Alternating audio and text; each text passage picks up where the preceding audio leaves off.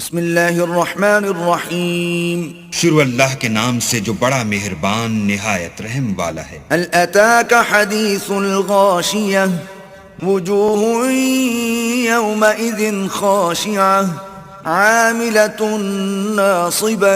بھلا تم کو ڈھانپ لینے والی یعنی قیامت کا حال معلوم ہوا ہے؟ اس روز بہت سے منہ والے ذلیل ہوں گے، سخت محنت کرنے والے تھکے ماندے۔ تصلی نارا حامیہ تسقى من عین آنیہ لیس لهم طعام الا من ضریع لا يسمن ولا یغنی من جوع۔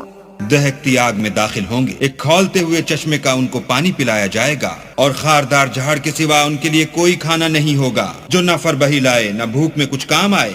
وجوہ یومئذ ناعمہ لسعیہا راضیہ فی جنت عالیہ لا تسمع فیہا لاغیہ۔ اور بہت سے منہ والے اس روز شادماں ہوں گے، اپنے اعمال کی جزا سے خوش دل، بہشت بری میں وہاں کسی طرح کی بکواس نہیں سنیں گے۔ فیہا عین جاریہ فیہا سرر مرفوعہ وأكواب موضوعة ونمارق مصفوفة۔ اس میں چشمے بہ رہے ہوں گے، وہاں تخت ہوں گے اونچے بچھے ہوئے، اور آب خورے قرینے سے رکھے ہوئے، اور گاؤں تک یہ قطار کی قطار لگے ہوئے۔ وزرابی مبثوثة افلا ينظرون الى الابل كيف خلقت وإلى السماء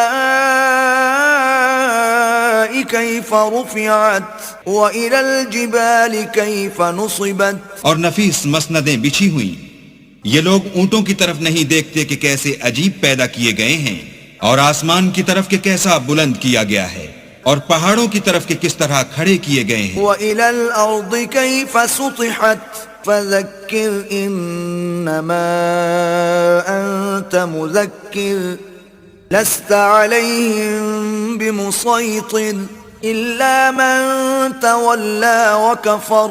اور زمین کی طرف کہ کس طرح بچھائی گئی، تو تم نصیحت کرتے رہو کہ تم نصیحت کرنے والے ہی ہو، تم ان پر داروغہ نہیں ہو، ہاں جس نے منہ پھیرا اور نہ مانا۔